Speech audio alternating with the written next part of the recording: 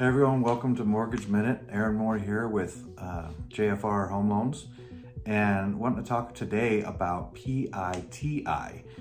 I'm sure you've heard it, but if you haven't, or you've heard it and don't know really what it means, basically it's the mortgage payment. It's your mortgage payment, including principal, interest, real estate taxes, and your hazard insurance or your property insurance. So the total of that is your mortgage payment. And basically what you have to look at, that is the number that they look at for your debt to income to determine if you qualify for the mortgage or if that particular payment fits within the debt to income calculation that is set up. So the other thing that gets calculated into that for debt to income is your HOA, if there is one. So if you're looking at a house that's $300,000 and you're going to put some money down, let's just say the base principal payment is going to be $2,000. And then you have to add in the taxes. Say taxes are $2,400 a year, just to keep things simple. Then you have $200 a month that gets added to that. So you've got your mortgage payment of $2,000, that's your principal and interest.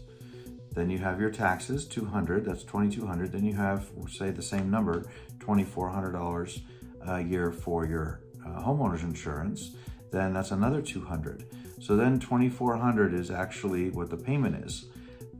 If it happens to be a home and an HO with an HOA, then you need to calculate what that is. So if you have say another $200 monthly HOA fee, the mortgage payment doesn't include that, but they calculate that into the debt to income calculation, so they have to account for it.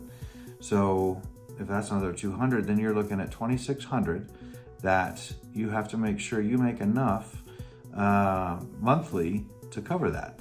So you would want to be, ideally that payment shouldn't be more than 28% of your monthly income before taxes are taken out.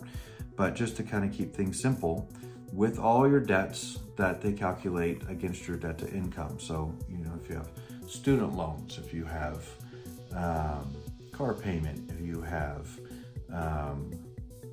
credit card debt, all those things that get calculated into your monthly outgoing bills, they don't take into consideration a cell phone bill typically. They don't talk about your utility bills, but things that are on a recurring monthly basis, they do calculate. So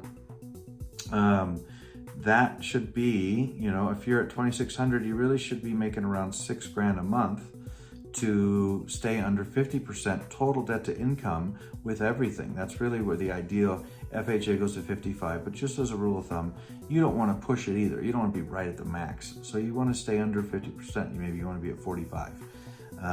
So you want to make sure, if you make $6,000 and your payment on the house is $2,600, then that's going to keep you there. So just PITI, just want to let you know what that is, so you're armed and ready and kind of understand some of the lingo when you're out there. Call me if you have questions, but that's all we have for today. Thanks.